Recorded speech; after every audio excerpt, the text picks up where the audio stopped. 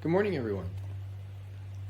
I'm here in the fish room doing a little bit of a morning feeding, and figured it was a good time to do a little bit of a video because it's kind of a big day in the fish room for me, anyways.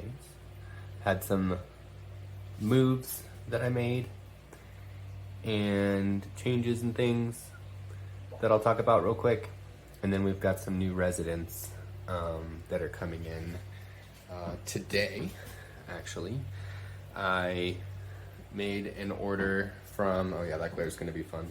I made an order a couple days ago from Aqua Huna, and some Dwarf chain loaches that I've been looking at for a while now. And I think just the price and a couple other factors had me hemming and hawing. So I'm excited for them to come in today, do a quick video on how I'm prepared for them. If you notice from my other videos, a couple things are missing from this room. So we took the big terrarium out here, and then walking around to that side, don't mind the ugly wall there, I took the second terrarium out. So that'll allow this rack that I have here. It's kind of stupid the way I had to set it up to begin with, but I've got all this wasted space to the left, and I'm gonna move the rack all the way over to the wall. That'll allow us to put 3 more 10-gallon racks on this, between that last spot on the top level and what's left on the bottom. And then over on this wall, I'll slowly be building a new rack that I think I'm just gonna build myself. And what I'd really like to have on that rack, instead of, you see on my first rack here where I've got 2 20-gallon longs, I wanna do the same thing, but instead of 20-gallon longs, I wanna do 40-gallon breeders. And then we'll see, whatever I come up with for the top is fine. So that'll allow some more space for fish in the fish room, I think. And that's going to be a long time project too, so we'll see if that plan remains the same. The other things that I've got coming in, so I think if you've seen my last video, the vinegar eels are going great. I've got like 2 or 3 cultures of them going strong. I'm really excited for the next. I want one more live food culture that really fits a larger size adult fish, and so I went with grindal worms because I don't have a lot of huge fish, and I think grindal worms will be easy to maintain. So I'll have a video coming out on them, whether I succeed or fail on that. New trends in the fish room. The other thing I just wanted to mention, I'll zoom over here. I know this is not, again, profound or anything like that, but I've really been getting fantastic results from turning the lights down. I've limited the amount of light from, I used to have my lights coming on at 1 p.m. Now I've got most of my lights coming on between 3:30 and 4:30, and then they'll go off around between 9 and 9:30, depending on how late I am with feeding that day. But they're on timers, so that's always the range. But cutting it back from what I had it 2 hours, a day, cutting it back about that much, I've had the blackbeard algae dissipate, and we'll see the long-term effects. I had to do some hydrogen peroxide. I know this tank is not lit up at all, so I won't waste a lot of time on it. I've got new plants that I'll be showing in this tank. And then I did hydrogen peroxide dips on the anubias that have really been struggling with that diatom algae. So I'll be keeping tabs on the progress there, and that should be all for the boring updates. Okay, so now let me just show you what I've got and what I think is definitely worthwhile. You've got expensive fish coming in. So this is typically how I set up either a QT or a hospital tank if I need it. This is about an 8.5 gallon tub. And unless I have one of my really, really big fish, I guess really one of the catfish, or maybe the frontosa. If they were to go down, I might consider a bigger tub. But basically what I did is I set this up yesterday. I have a pre-filter sponge that I took from one of my other tanks and just threw it in this tank overnight. It's not really necessary for you to do that as long as you're doing water changes in a hospital tank. But for me, it's a small detail that makes a huge difference, because it will just instantly cycle that quarantine tank for whatever fish you have coming in, and that's going to help the stability of the water instantaneously. So I've got a pre-filter sponge stuck in there that's just been in one of my other tanks for months and months. I've got some fake plants, a rock pile, some gravel, and a heater, and then I also have a specific sponge filter in there, which I'll talk about briefly. So initially, this is a sponge filter that I bought off of Amazon, and initially I hated it. It's a really fine sponge, and so it gets clogged really easily. But one thing the reason that I bought it is because it has a compartment in the bottom where you can fill it with a media of your choice. So like for a quarantine tank like this, this is where I'm gonna put the Dwarf chain loaches. I'm probably gonna consider hitting them with some sort of anti-parasite depending on how they come in looking. This this sponge filter in the compartment below it, while right now I just have basically some bio balls in there, some things to grow beneficial bacteria, I can very easily swap that out and then just put in some active carbon if I needed to, and that would, for example, take some medicine out of the water. So I don't use that sponge filter long term because, like I said, it's just kind of a pain in the butt. And let me see if I can get it's a Hygar brand sponge filter. So long-term maintenance just kind of sucks for it, but I do like it for hospital tanks. It's easy to set up, and it allows me to put in the bottom of it whatever I want. So this is where the Dwarf chain loaches are gonna live for the time being until, I feel confident that they're healthy enough to go into their tank. Where I'm gonna put them is initially, for a while, in this 20-gallon long, and the reason is gonna be very evident if you don't mind the glare. I have a Malaysian trumpet snail army in here, and I'm hoping the Dwarf chains will help stem the tide between that, and I've also been trapping them a lot.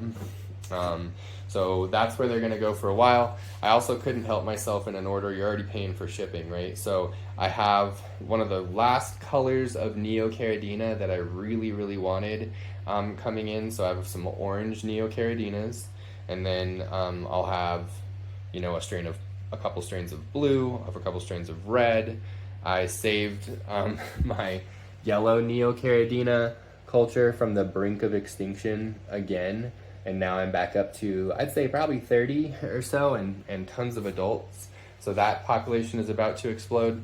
And then I emptied this tank out, and this is where the orange Neos will be going long term to hopefully colony breed for me. Then I also just got some horned nerites to help me with some of that diatom algae on the glass. I'm not usually a big snail person, and I have my reasons, just because things get complicated with medicines and stuff and tank mates with snails, and I've had some issues with planaria, but I feel like I have that under control, especially in a few tanks, so I can isolate them, and then, as I gain more and more confidence of, my fish room being effectively healthy, I can move them to other tanks as I need help with algae. This is my last soapbox for this video, and then I'll cut and we'll go to the unboxing of the new fish. So I'll be doing my unboxing for the new fish coming up in this video as well. But I just can't implore people enough to, if you have fish that you care about, okay, quarantine them. I don't care where the source is from. I've had people say, oh, well, if you buy from this source, that's trusted enough that, you can just throw them in your tank. I just don't believe that. I had these female guppies come in from a very reputable online seller. And that's not what the channel's about in terms of like, you know, dogging on certain, you know, vendors or anything like that. The other thing is, you know, I had a mix of fish in this tank from the online dealer that I bought from, and then I put in some individuals from a local fish store of mine. And it's not like, you know, a PetSmart or a Petco local fish store. This fish store, this guy does, you know, you walk into his store, it's obvious that he does competitive aquascaping. You know, it's hardscape for days and days. I mean, it is literally a dangerous store to walk into. It's an awesome store. So, you know, you look at his fish, you rarely see them ill. I've been in his store when they have shipments come in. I know they quarantine and treat the fish that come in. So, you know, I mixed two different sources of fish, and this is the tank where I had the, you know, the either whatever you want to call it, the camellianus worm. All right. And as of 2 days ago, I've done my 4th dose of levamisole, and I have not seen any further evidence. The other thing, knock on wood, is somehow, I think it's because I isolated them to this tank, I have not seen evidence of that being spread to any of my other tanks in the fish room, which initially I was really concerned about. Just being really diligent with, you know, rinsing all of the utensils that you use in an infected tank with really hot water. I find that to be really effective in making sure you don't cross-contaminate. And then just when I've been doing water changes, I just always make sure that I do this tank last and then sterilize everything. So I'll do the whole fish room, and then I do this tank last, sterilize, and I'm ready for the next week. So, like I said, it takes no time at all to set up a very cheap hospital tank on the floor like this. Put in a water alarm on the floor, make sure if it leaks, you're there. It'll be up for me for maybe 2 or 3 weeks, and then I'll tear it down and it'll go back into storage. It beats the heck out of using one of my precious spots for a QT tank that's going to need to be empty. And if you're like me, I also can't help myself but to put plants in a tank that's just sitting around. And then when you need to do medication, that's always a concern too. So I don't typically keep a QT tank up and running. When I need a QT tank, I get this tub out, I seed it with a pre-filter sponge, bam, and I'm good to go. So let me cut this video here before I continue my tendency to ramble and ramble. And the next cut on this video will be to me unboxing the new residence. Thanks for watching, and we'll see you in just a second. Okay, folks, so package just got dropped off from Aqua Huna. I did go ahead, just, you know, for everyone's reference, and I paid the extra $10 for the overnight FedEx shipping. I know shipping's like out of hand usually, and it seems like lately shipping's been crazy expensive. But honestly, for this order, I wasn't really too flabbergasted, for the record. So I'll take you in here. I got the packaging slip, and gives you some information on acclimation. They guarantee live arrival, so it's important to check it right away when it gets here. This box has maybe been sitting in my house for, 2 to 5 minutes. So it comes in totally styrofoam encased. It looks like we got all one big bag. Okay, so let's do this in order. So these are how they pack the Neorite snails, the horned Neorite snails, in a little paper towel in a bag. That one's new for me, but I've never ordered snails online before, so maybe that's totally normal. We'll check on them once I get them into the acclimation. These, I'm assuming, are gonna be one of the shrimps that I ordered, if not both of them. I forgot to mention on the last clip, I have orange Neocaridina coming in, but I also have Rudolph shrimp, which I'm super excited about. And then, let me put this down. And then one bigger bag, which I'm assuming is gonna be mostly Dwarf chains. They are alive. I can see movement in there, and they kind of put this all. Oh, hang on, let me fix. I don't know why it got out of focus there. It came all in one big bag, and there's no water in the box, no leaking whatsoever. Let me get this open so we can just take a quick look before we get them acclimating.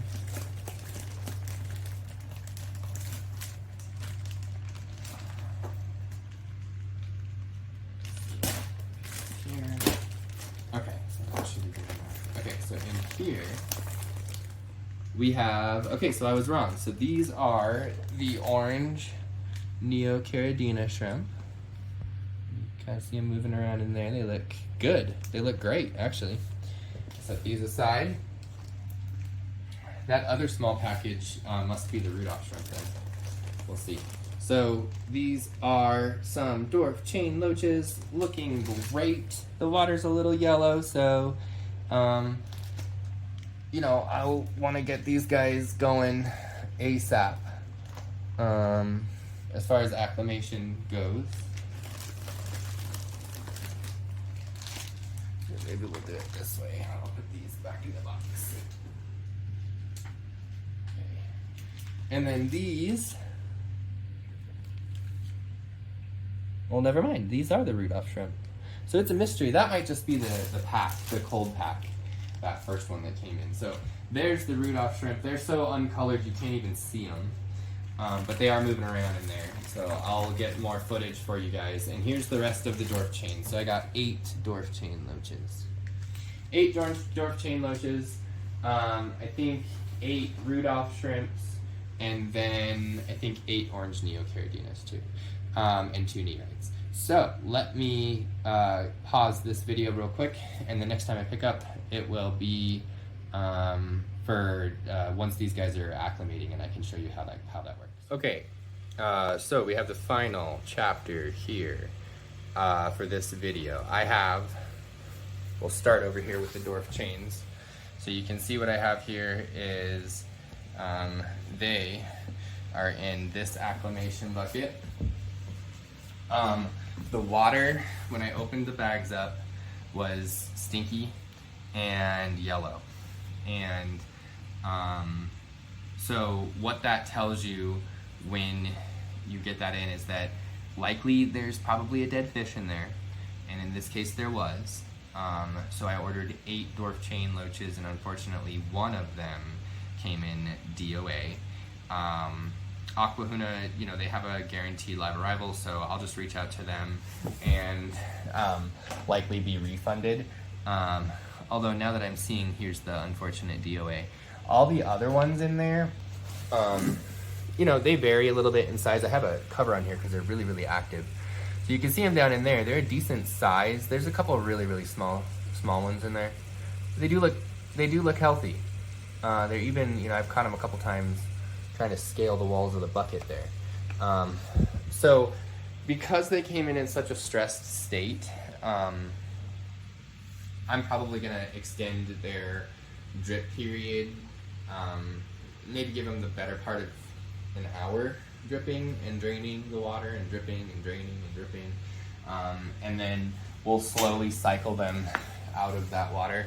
One of the things that I know is out there as far as common knowledge, but a lot of people don't talk about enough, is you need to have a dechlorinator on hand that will bind ammonia. And this is the exact reason why.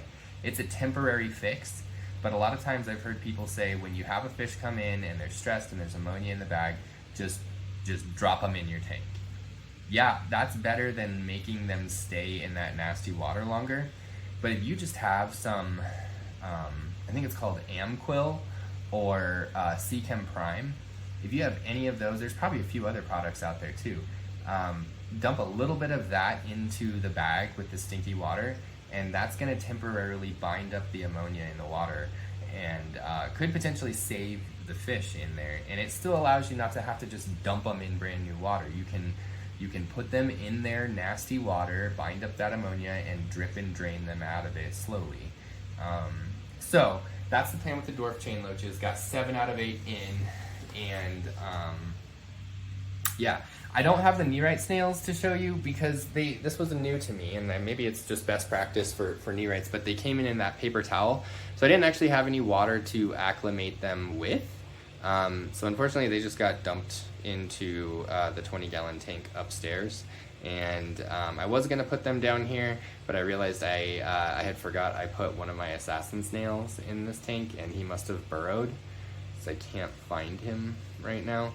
So anyway, obviously that's not a good match to have assassin snails with your nerites. So they are in a totally snail-free tank upstairs to help me out with some algae. Hopefully we'll see how they adjust with time. Okay, so then the other two, let me show you. These guys, I'm really, really excited. They all came in alive. These are the Rudolph shrimp. And I've just got little bits of plant in there for them to hang out in while they're dripping. Okay, and you can see, or I'm going to try to show you on here, how slow I have the drip going. I have a mono shrimp, but I don't have any other Caridina shrimp just because my water parameters really aren't super great for them. So I'm experimenting with these, and one of the resources that's pretty reputable that I've gone off of says you need to drip them for 36 hours, which is crazy to me, but I'm gonna take my time with them. And then over here, you can see the difference in the drip rate. So this is the Neocaridinas that came in. So just for comparison, these are the Rudolph shrimp drips. These are the Neo drips. Okay, so a little bit faster. And you can see all of them in here. Sorry, I got my plant in the way here. They came in looking fantastic. I mean, really nice. Really, really nice. So all aces for them. Like I said, I guess I'll shoot for the 36-hour acclimation for the Rudolphs, and then for Neos, I think it's really, really important to give them a long drip. So where I was talking with the dwarf chain loaches that I'm going to give them, you know, the better part of an hour, for a shrimp, 2-hour drip acclimation is really not unreasonable. So that's probably bare minimum what I'm going to do for the Neos before I put them into this tank, and we'll just see how it goes. So out of all of those, 1 DOA, not too bad, not anything I'm going to sweat about. It happens when you ship fish in the mail.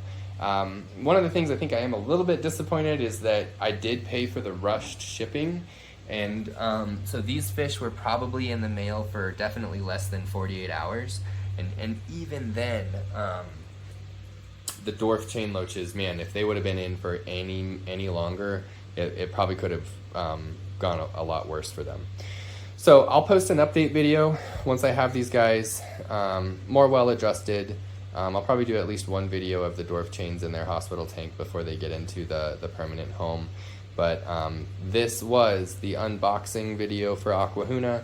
Thank you for watching, and I hope you and all of your fish and shrimp and snail friends are doing well at home. Have a good rest of your day, and we'll see you soon.